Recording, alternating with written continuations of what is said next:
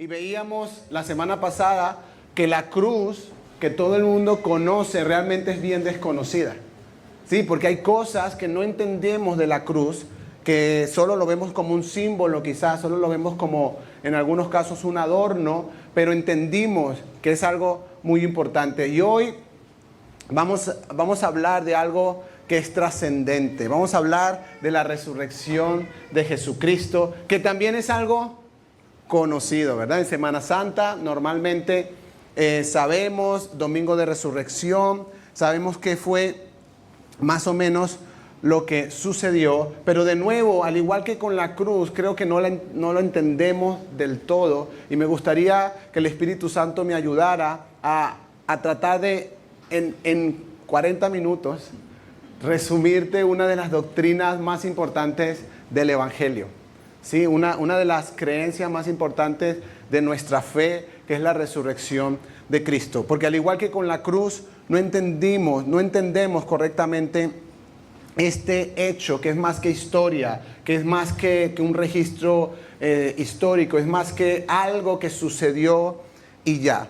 Y quiero comenzar diciéndote que para que podamos entender la resurrección, necesitamos entender la cruz, ¿verdad? Y creo que muchos todavía estamos en ese proceso. Los que no pudieron venir la semana pasada, yo les recomiendo que visiten el canal de Presencia Viva Caracas en YouTube para que vean la enseñanza, porque creo que es algo bien importante para nuestra vida. Y quiero decirte, piensa un momento, ¿qué piensas tú que Dios piensa de ti cuando te ve? ¿Ok? Quisiera que te hicieras esa pregunta. ¿Qué piensas tú que piensa Dios de ti cuando te ve? Sí, porque yo creo que todos podemos creer que Dios nos ve. Ahora, ¿qué piensa cuando te ve? Si piensas que cuando Dios te ve, está decepcionado de ti, no has entendido la cruz. No la has entendido. Porque en la cruz, en el cuerpo de Cristo, toda la ira de Dios, toda la decepción de Dios por el pecado en nuestra vida, la pagó Cristo en la cruz. Y solo se nos pide creer en esta obra para ser perdonados y limpiados. Y ahora Dios no me ve con decepción porque ya Cristo pagó eso. Su mirada es diferente. Pero quiero decirte también que si crees, o eres del otro bando que cree que Dios está muy agradado con tu forma de vida, que eres lo máximo, que Dios no podría vivir sin ti en el cielo, sí, que de verdad tu vida deberían hacerte una estatua porque eres increíble, no has entendido la cruz. Porque la cruz demuestra que el ser humano no alcanza los estándares de Dios. No podemos agradar a Dios en nuestros esfuerzos, en nuestra fuerza. No hay nada, aunque des todo tu dinero, aunque entregues tu vida, no es suficiente para pagar por lo que nuestra maldad ha ocasionado en la división que había entre Dios y nosotros. Entonces no nos podemos ir a ninguno de los dos bandos. Yo quiero que sepas, cuando Dios nos ve la obra de Cristo en nosotros, ve que hemos creído en nuestro Señor Jesucristo y toda su ira ya fue satisfecha por la obra de Jesús, pero también Jesús satisface el corazón del Padre de tal manera que nosotros empezamos a ser también agradables a Dios por la fe que tenemos en Cristo. Por eso la Biblia dice que somos más que vencedores en Cristo, que en Cristo somos aceptados, que en Cristo tenemos vida, que en Cristo tenemos salvación, que en Cristo todo hecho nuevo, que en Cristo tenemos paz, que en Cristo tenemos esperanza. Sin Cristo nada de esto funciona. No existe. No hay manera de que podamos ser lo que Dios necesita y quiere que seamos si no entendemos realmente lo que sucedió en la cruz y luego lo que sucedió en la resurrección. Y quiero compartirte 4 puntos acerca de la resurrección, que creo que son importantes para que consideremos, entendamos y podamos recibir de parte de lo que la palabra de Dios nos enseña. En primer lugar, la resurrección es la validación de nuestra fe. Porque si Cristo se muere y no resucita, hubiese sido uno más. Hubiese sido un loco con seguidores. Hubiese sido alguien con mucho carisma, que hablaba muy bonito, que hacía una que otra trampa mágica para engañar a la gente, pero si Él no resucita, no hubiese sido el Mesías prometido. Este hecho, que es más que historia, es la validación de nuestra fe. Y lo primero que debemos estar seguros como creyentes, 100% seguros, no 99, 100% seguros, es que la resurrección de Cristo es un hecho real. Es un hecho histórico real. No solo porque la Biblia lo dice, sino porque vemos lo que ha ocasionado a través de la historia, y porque además, aparte de la Biblia, hay registros históricos que hablan acerca de esto. Quiero leerte lo que la Biblia dice, 1 Corintios 15, del 3 al 8. Dice: porque ante todo les transmití a ustedes lo que yo mismo recibí, que Cristo murió por nuestros pecados según las Escrituras, porque estaba así escrito en las profecías, que fue sepultado y que resucitó al tercer día según las Escrituras, y que se apareció a Cefas y luego a los 12, y después se apareció a más de 500 hermanos a la vez. ¿Cuántos hermanos? 500 hermanos a la vez, la mayoría de los cuales vive todavía, aunque algunos han muerto. Luego se apareció a Jacobo, más tarde a todos los apóstoles, y por último, como a uno nacido fuera de tiempo, se me apareció también a mí. Hechos 1:3. Después de padecer la muerte, Jesús se les presentó dándole muchas pruebas convincentes de que estaba vivo. Durante 40 días se les apareció y les habló acerca del reino de Dios. Quiero que sepas, Jesús se aseguró, porque si solo son los 12, ¿verdad? Bueno, 11, porque se acuerdan que Judas... pero si solo son los 11, puede ser mentira. No sé si me estoy explicando. Si solo son los seguidores, los 12, los amigos de Jesús, los compadres, puede ser un cuento, pero Jesús se aseguró de no solo aparecerse a los apóstoles, sino, dice la Biblia, a más de 500 hermanos. Y por 40 días, de hecho no tenemos registro de qué habló, pero dice que durante 40 días se les apareció y les habló acerca del reino de Dios. Y Él tenía que asegurarse de que todos sus seguidores, hubiesen muchos testigos de que Él estaba vivo. Y eso es lo que creemos nosotros hasta el día de hoy, porque no estuvimos ahí realmente, pero creemos que el registro de la Biblia es una verdad, y sobre todo, ya lo vamos a ver, por lo que genera en nuestra vida. Y ahora miren lo que dice Pablo en 1 Corintios 15 de nuevo, versículos 17 al 21. Dice: y si Cristo no ha resucitado, la fe de ustedes es ilusoria y todavía están en sus pecados. Si la resurrección de Cristo no es algo real, la cruz no vale para nada. Y todavía estaríamos separados de Dios, todavía tendríamos pecado. Y quiero explicarlo bien. La sangre de Cristo me limpió de pecado. Eso es un hecho que sucedió ahí, pero la resurrección me confirmó en mi fe que eso fue verdad. La resurrección mostró que Él era quien dijo que era. Confirmó que Jesús era quien dijo ser, y que esa obra era suficiente para todos nosotros. Versículo 18. En este caso también están perdidos los que murieron en Cristo. Si la esperanza que tenemos en Cristo fuera solo para esta vida, seríamos los más desdichados de todos los mortales. Si no tuviésemos esta esperanza, seríamos los más desdichados de todos los mortales. Dice Pablo: lo cierto es que Cristo ha sido levantado de entre los muertos. ¿Cuántos creen eso? Amén. Como primicia de los que murieron. De hecho, ya que la muerte vino por medio de un hombre, también por medio de un hombre viene la resurrección de los muertos. De nuevo, la resurrección, por eso valida nuestra fe. Y por eso Pablo dice: si Cristo no hubiese resucitado, nuestra fe no serviría de nada. Nuestra fe nos ayudaría como a estar juntos y a compartir, pero no sería trascendente. No marcaría y cambiaría nuestro destino eterno. No tendría ningún significado para el momento en que no estemos más. en esta tierra. No tendría ningún significado trascendente más allá de para esta vida. Y entonces Pablo dice, y si nuestra esperanza es solo para esta vida, entonces somos los más desdichados de todos los mortales. Si nuestra esperanza nos alcanza hasta el día en que morimos, entonces no sirve de nada.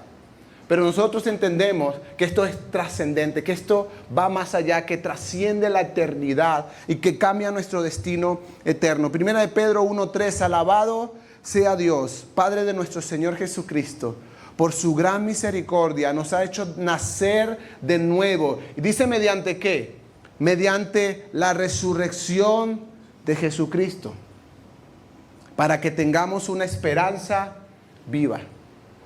La resurrección, por eso es tan importante como la cruz, que la entendamos. Allí sucedió, ahí se marcó, y mediante esa resurrección Dios nos ha hecho a nosotros nacer de nuevo. Romanos 4, 24 al 25, sino también para nosotros Dios tomará en cuenta nuestra fe como justicia, pues creemos en aquel que levantó de entre los muertos a Jesús nuestro Señor. Él fue entregado a la muerte por nuestros pecados, y dice la Biblia, y resucitó para nuestra justificación. Él murió por nuestros pecados, pero la resurrección sucedió para que la obra fuese completa, para que realmente podamos entender que hemos sido justificados y santificados delante del trono de Dios. En segundo lugar, también la resurrección en la vida del creyente, familia, debería ayudarnos a tener victoria sobre el miedo más grande que tenemos. Es la victoria sobre el miedo más grande. La resurrección ha validado que nuestra fe es real, que el Evangelio es poderoso. Y en la medida que vamos conociendo más, vamos perdiendo nuestro miedo más grande. ¿Y cuál es nuestro miedo más grande, familia? El miedo más grande de todo ser humano es la muerte. Es algo que, después explico eso, tenemos una prédica para eso, donde hablamos por qué la muerte nos pega tanto, nos afecta tanto, por qué la muerte de nuestros familiares nos afecta tanto, porque algo sucedió en la cruz con eso, y algo va a haber más adelante con eso, pero eso es otra prédica aparte. Pero quiero que veamos un pequeño video y quiero compartir luego algunas cosas contigo de esto.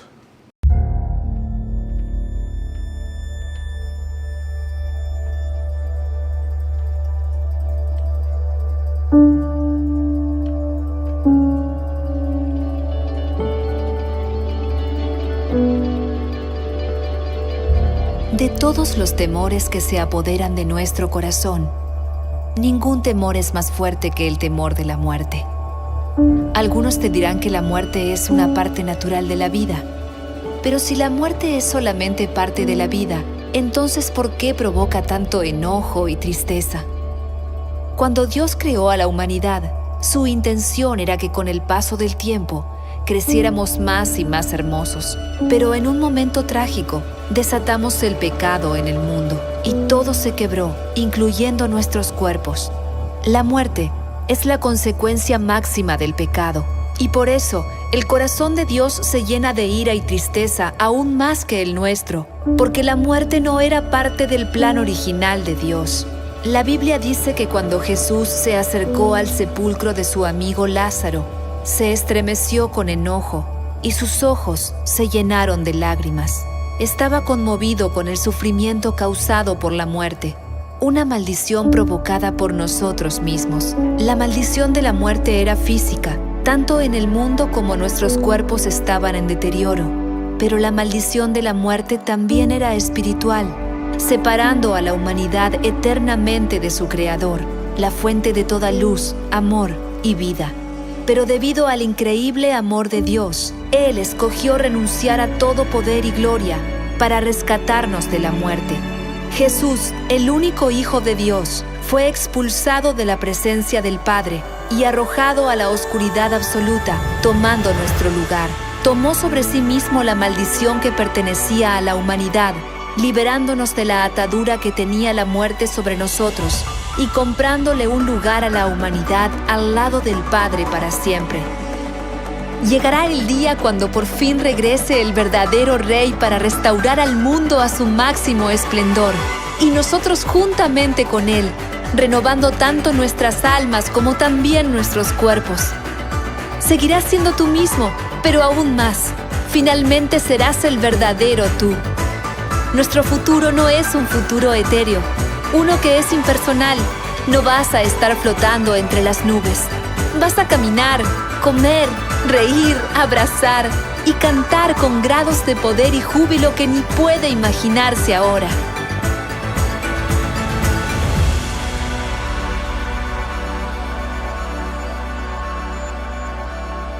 Algunos te dirán que no hay que temer a la muerte, porque es parte de la vida. Pero Jesús dice que no hay que temer a la muerte, porque la muerte ya ha sido derrotada. Y llegará el día cuando Jesús te abrace con sus manos cicatrizadas por los clavos y te dirá: bienvenido a casa.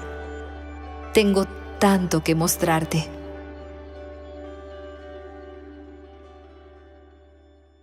Todos los seres humanos tenemos este temor a la muerte en nuestro corazón. Pero, de repente se hizo la luz. Pero cuando empiezas a crecer en tu fe y en la esperanza que hay, ese miedo empieza a desaparecer. Porque sabes lo que viene después. Porque sabes lo que va a pasar contigo. Porque sabes que por la gracia de Dios no vas a estar separado del Padre para siempre. Porque sabes, porque creemos en lo que la Biblia dice, que Jesús está haciendo una morada para ti que creíste en Él. Y el miedo empieza a desaparecer. Y va a ser importante porque mira, aquí está 1 Corintios 15, 55. ¿Dónde está, oh muerte, tu aguijón? ¿Y dónde, oh sepulcro, tu victoria? Y quiero, este versículo lo hemos visto, lo vemos sobre todo en el día de resurrección, lo vamos a ver en todos los posts cristianos que hay. Pero de nuevo, es como Pablo, es el temor más grande del ser humano. Y es como Pablo, como que ve a la muerte y dice: no eres tan intimidante como pareces. No eres tan poderosa como pareces. Fuiste vencida por la cruz, por el poder de Dios, por la resurrección de Cristo. Y ya no te tengo miedo. ¿Dónde está, oh muerte, tu aguijón? ¿Dónde está tu victoria? Ya no temo, ya no te tengo miedo. Y esto va a ser algo importante, familia, en nuestra fe. Va a ser algo importante en el tiempo profético por venir a las naciones. Porque la iglesia va a ser perseguida. Porque los creyentes van a ser perseguidos. Porque sí, así como está sucediendo hoy, ya hay países donde esto está sucediendo. Donde la gente tiene que elegir entre renunciar a su fe o morir por ella. Y solo aquellos que no le tienen temor a la muerte van a decir: yo con Cristo hasta las últimas consecuencias. Pero si el temor a la muerte está allí, va a ser muy difícil. Versículo 57, mas gracias sean dadas a Dios, que nos da la victoria por medio de nuestro Señor Jesucristo. Apocalipsis 12, del 10 al 11. Luego oí una voz que resonaba por todo el cielo: por fin ha llegado la salvación y el poder, el reino de nuestro Dios y la autoridad de su Cristo. Pues el acusador de nuestros hermanos, el que los acusa delante de nuestro Dios día y noche, ha sido lanzado a la tierra. Ellos, versículo 11, lo han vencido por medio de la sangre del Cordero y por el testimonio que dieron. Y miren lo que dice: y no amaron tanto la vida como para tenerle miedo a la muerte. Y este es el asunto de la fe en la resurrección de Cristo. Que nos tiene que no queremos morir porque estamos aferrados a las cosas. Y claro que sí, todo lo que vivimos, todo lo que tenemos, todo lo que disfrutamos es un regalo de Dios. Pero esta vida, y lo sabemos, pero no nos gusta pensar en eso, pero esta vida es pasajera, esta vida se acaba muy rápido. La Biblia dice, es como la niebla que en la mañana está y ya luego no está. Dice, no hay manera, no tenemos certeza de cuánto tiempo más vamos a estar aquí. Podemos cuidarnos, podemos tener mecanismos de defensa, de protección, pero no estamos exentos de que cualquiera de nosotros no esté el día de mañana. No sabemos. De hecho, damos por sentado que vamos a despertar mañana, pero la verdad es que no sabemos. Pero ahí está, si estamos, por eso Jesús le dijo a sus discípulos, el que se aferra a esta vida la va a perder. Pero el que la entrega por mi causa va a tener vida eterna. Ahora, fíjate algo, antes de la resurrección de Cristo, imagínense después de la cruz, esos días de espera, antes de la resurrección de Cristo, ningún discípulo estaba dispuesto a dar la vida por Jesús. ¿Qué hizo Pedro? Lo negó. No, yo no soy. Pero es que hablas como él, sí, pero no. ¿Sí? ¿Qué hicieron los discípulos? Se escondieron en sus casas. Ninguno estaba dispuesto a dar su vida por él hasta ese momento. Pedro se lo dijo, ¿se acuerdan? Pedro cuando Jesús le dice, miren, me voy a entregar mi vida, voy a morir. Y Pedro, Señor, nada de esto te acontezca. Pedro, me vas a negar. Señor, yo doy la vida por ti.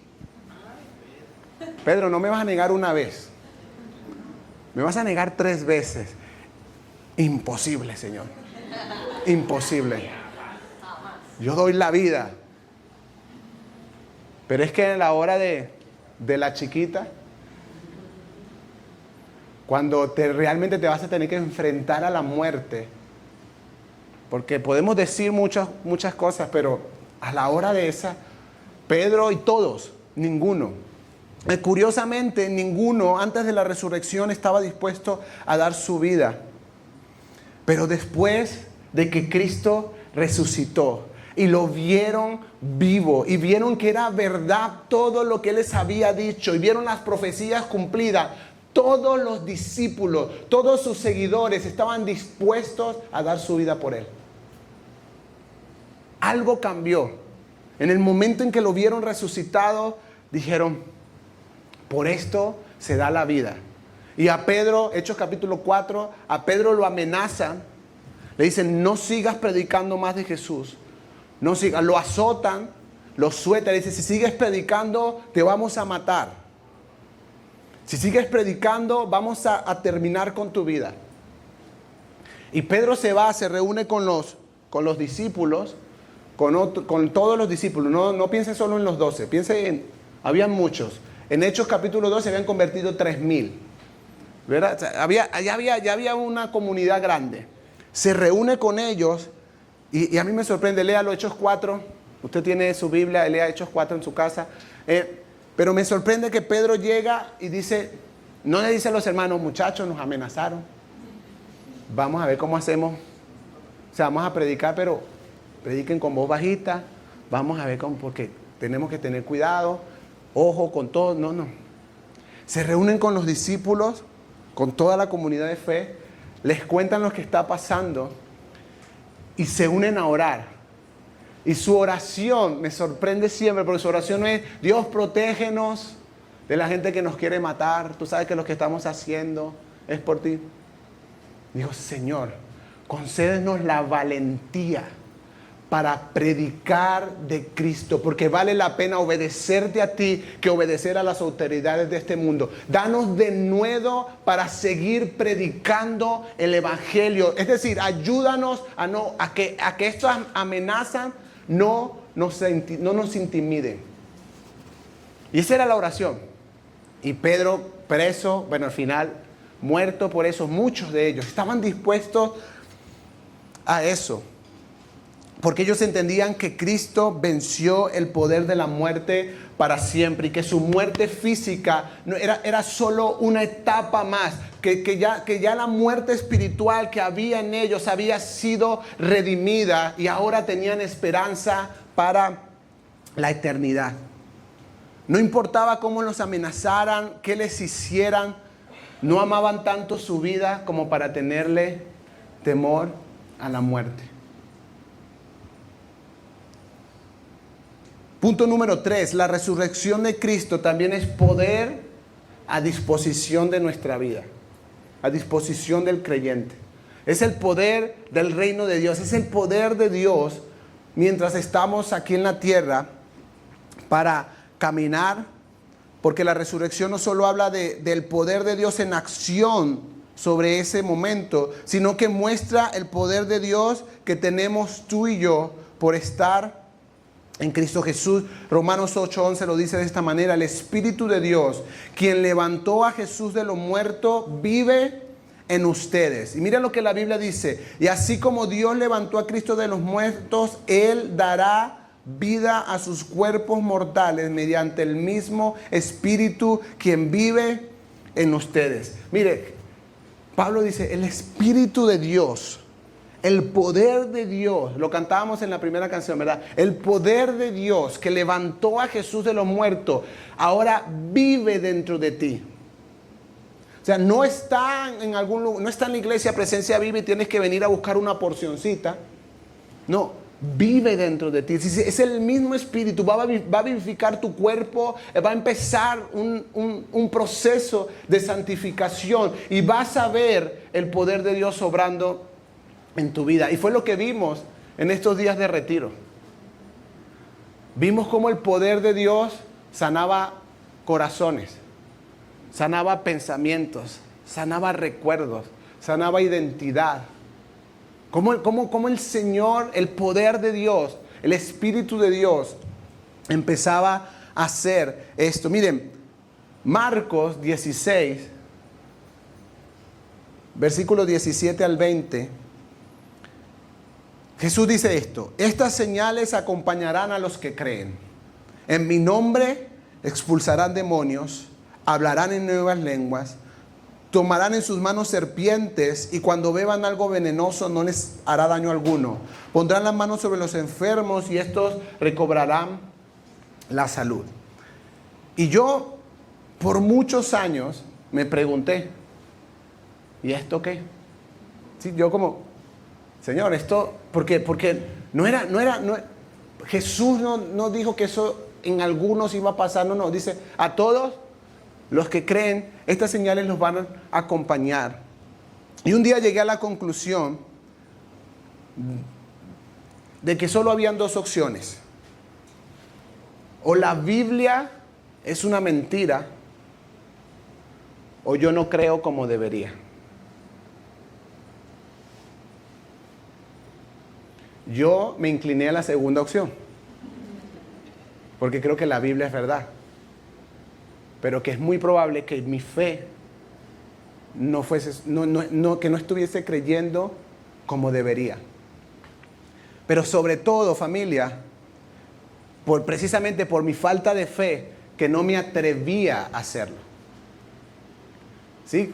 Yo 20 años, estábamos en la iglesia y de repente el pastor me dice, venga que vamos a liberar a un muchacho, venga que vamos a liberar a un muchacho. Y yo, un muchacho que está endemoniado, vamos a orar por él. Yo, vaya usted. No sé si era como, uy, no, ¿qué es eso? Mire, vive Jehová, que lo que les digo no es mentira. Ok, vamos. Cuando yo veo a ese muchacho, El Exorcista, la película, o sea, ese muchacho empieza a monearse por la pared. O sea, literal como Spider-Man. O sea, y yo.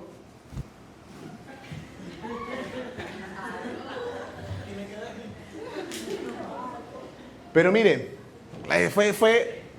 de eso he visto varios, pero no es, ya lo veo como diferente, no es una cosa. Y el pastor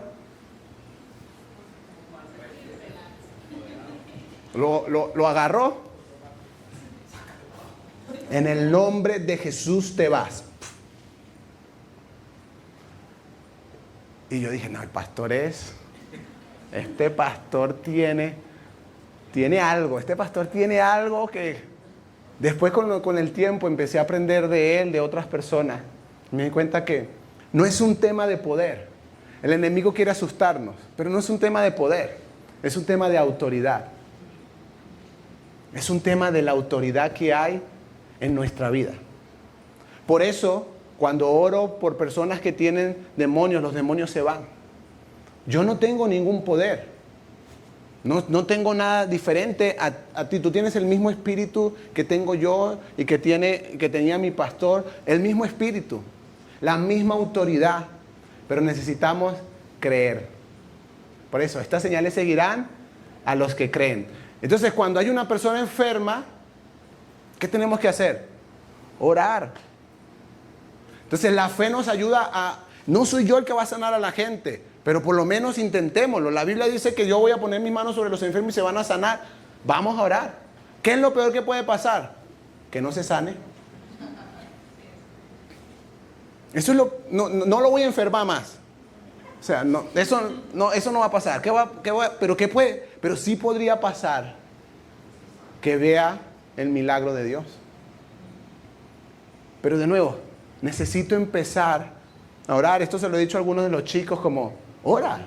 No, pero es que, y si no pasa nada, no pasa nada, pero pon las manos y empieza a pedirle a Dios de su sanidad. Necesitamos empezar a creer, familia, que la resurrección de Cristo nos muestra el poder que hay dentro de nosotros, que es el Espíritu mismo de Dios obrando a través de nosotros, que el mismo poder que levantó a Jesús de los muertos vive en nosotros. Y ahora no es para que vayamos haciendo cosas porque todos queremos eso, ¿no? Todos queremos poner las manos sobre los enfermos, sanar.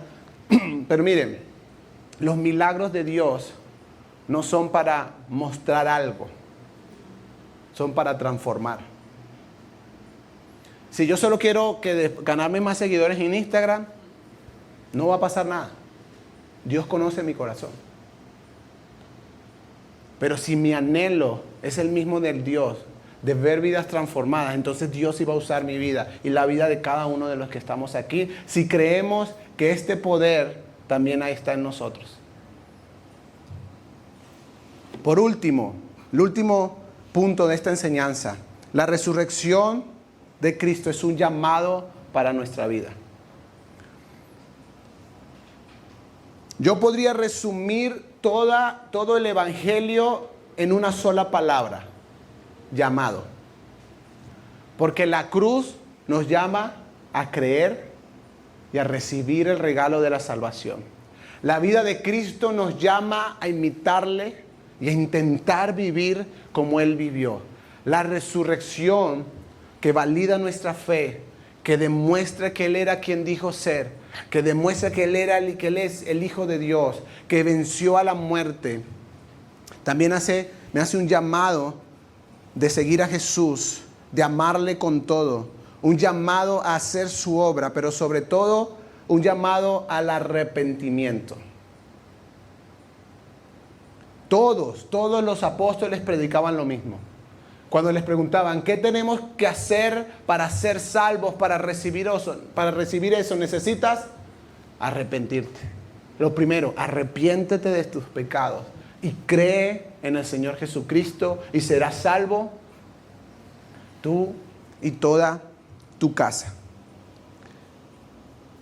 Pero necesitamos arrepentirnos bíblicamente. Diga conmigo bíblicamente.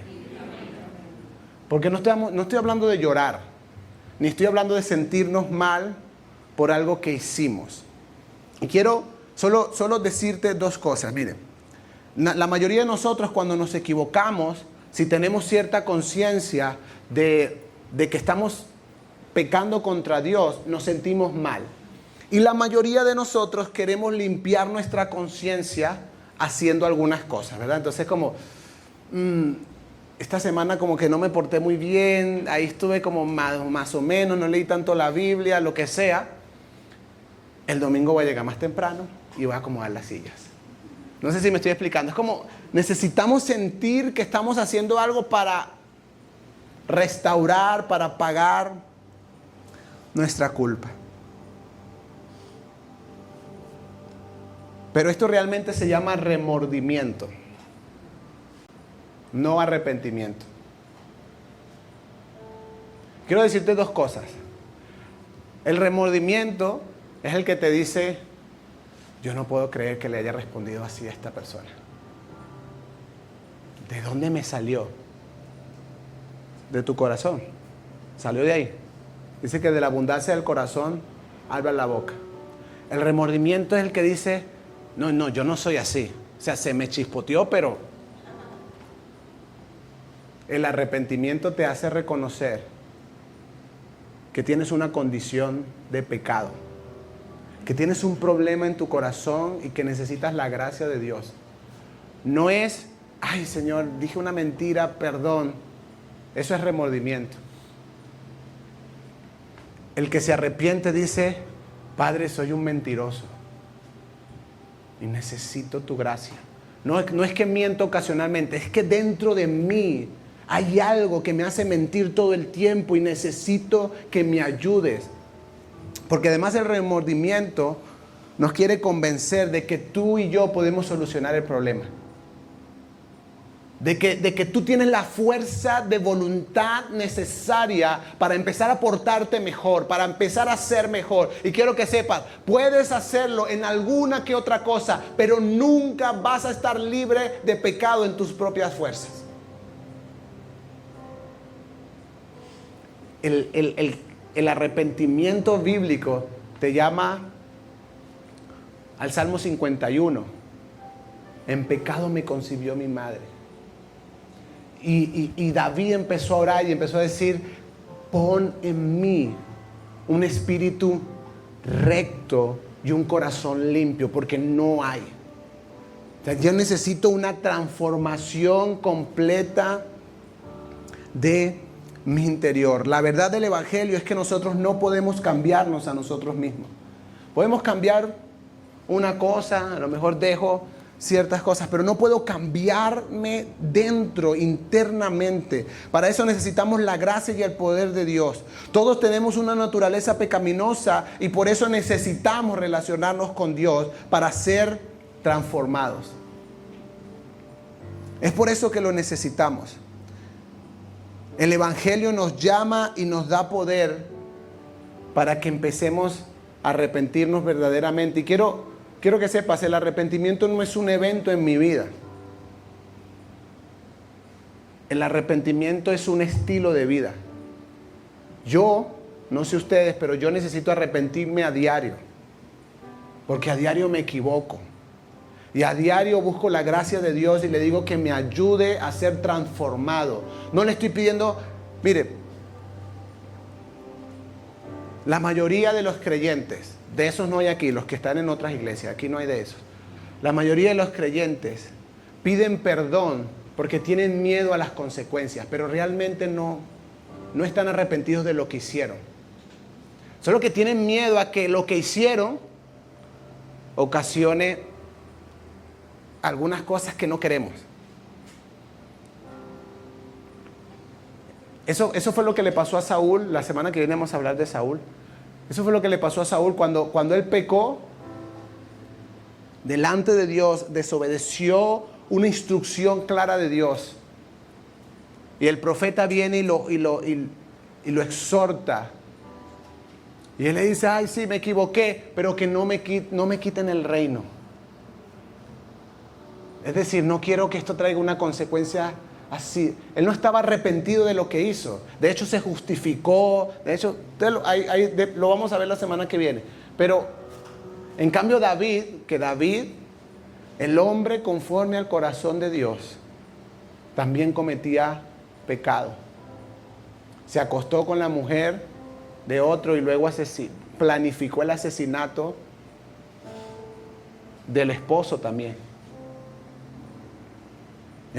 Y cuando viene el profeta y le dice, lo que has hecho está mal, y él entiende que ha pecado delante de Dios, a él no le importaba el reino, las cosas, solo le importaba una cosa. Léanlo en el Salmo 51, dice, no apartes de mí tu Santo Espíritu.